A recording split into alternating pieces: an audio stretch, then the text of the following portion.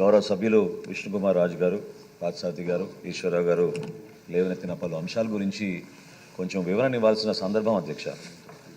ఎందుకంటే ప్రభుత్వం ఎప్పుడు కూడా పేద కుటుంబాలని ఆదుకోవాలి, రాష్ట్రంలో మేము చేస్తున్న సంక్షేమ కార్యక్రమాల ద్వారా ఎక్కువ మందికి మన అర్హత కలిగే విధంగా ఒక అండగా నిలబడాలి, ఒక భరోసా కల్పించే విధంగా ముందుకెళ్లాలని మా కూటమి ప్రభుత్వం ఎప్పుడు కూడా ఆలోచిస్తూనే ఉంది అధ్యక్ష.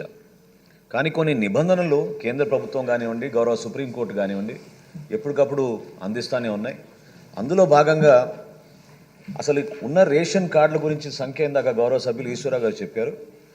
వాస్తవం ఏంటంటే అధ్యక్ష, ఈరోజు 1,46,00,000 రేషన్ కార్డులు ఉన్నాయి అధ్యక్ష మనకి రాష్ట్రంలో. అంటే దాదాపు 4,26,44,000 మందికి మనకి బీపీఎల్ రేషన్ కార్డ్స్ అందించడం జరిగింది అధ్యక్ష. అంటే దాదాపు 91% జనాభాకి మనం రేషన్ కార్డ్స్ అందిస్తున్నాం అధ్యక్ష. కవరేజ్లో ఎప్పుడు కూడా ఇక్కడ లోపం లేదు అధ్యక్ష. దీనికి ఎక్స్క్లూజన్ క్రైటీరియా అనేది ఎప్పుడు కూడా మేము పెట్టలేదు. ఎలిజిబిలిటీ క్రైటీరియా అనేది మాత్రం జాతీయ ఆహార భద్రత చట్టం ప్రకారంగా, అదేవిధంగా రాష్ట్రాలకి కేంద్ర ప్రభుత్వం అందిస్తున్న గైడ్లైన్స్ ప్రకారంగా మనం కొన్ని ఎలిజిబిలిటీ క్రైటీరియా ఏర్పాటు చేసాం అధ్యక్ష.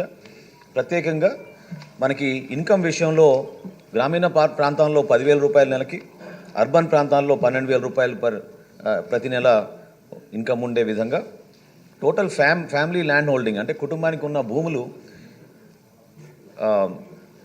Wet lands 3 acres, dry land 10 ఎకరాల కన్నా తక్కువ ఉండాలి అధ్యక్ష. అదేవిధంగా ఎలక్ట్రిసిటీ కన్జంప్షన్ 300 యూనిట్ల కన్నా తక్కువ ఉండాలి అధ్యక్ష. దీన్ని 6 నెలల యావరేజ్ తీసుకుంటారు అధ్యక్ష యాజ్ ప్రామాణికంగా. అదేవిధంగా ఏ గవర్నమెంట్ ఎంప్లాయీకి కానీ పెన్షన్కి కానీ కార్డు అర్హత లేదు అధ్యక్ష. కానీ ఎవరైతే పాపం కష్టపడి పనిచేస్తున్నారో శానిటేషన్ వర్కర్స్ కానివ్వండి, సఫాయి కర్మచారులు కానివ్వండి, మున్సిపల్ కార్మికులు ఎవరైతే పనిచేస్తున్నారో వాళ్ళందరికీ కూడా దీంట్లో ఎగ్జంప్షన్ ఉంది. అదేవిధంగా 4 వీలర్స్ విషయంలో వీళ్ళకి 4 వీలర్స్ ఉంటే ఖచ్చితంగా వాళ్ళకి ఆ ఎలిజిబిలిటీ క్రైటీరియాలో వాళ్ళకి అర్హత లేదు అధ్యక్ష. ఇన్కమ్ ట్యాక్స్ విషయంలో మీ అందరికీ తెలుసు, కేంద్ర ప్రభుత్వం ఎప్పుడైతే ఈకేవైసీ ప్రాసెస్ చేయమందో ఆధార్ని మనం అనుసంధానం చేసుకుని ఒక్కసారి ఇప్పటివరకు మనకి ఇన్కమ్ ట్యాక్స్ గురించి కూడా మనం డేటా షేర్ చేసుకున్నాం. సో అందులో కూడా ఇన్కమ్ ట్యాక్స్ పే ఎవరిని ఉంటే వాళ్ళకి అర్హత ఉండదు అధ్యక్ష. మున్సిపల్ ప్రాపర్టీ 1000 square feet కన్నా ఎక్కువ ఉంటే ఖచ్చితంగా వాళ్ళకు కూడా అర్హత ఉండదు అధ్యక్ష. నేను చాలా గర్వంగా చెప్తున్నాను అధ్యక్ష, ఈరోజు ఆంధ్రప్రదేశ్ భారతదేశంలో నంబర్ 1 స్థానంలో నిలిచింది అధ్యక్ష ఈకేవైసీ ప్రాసెస్లో.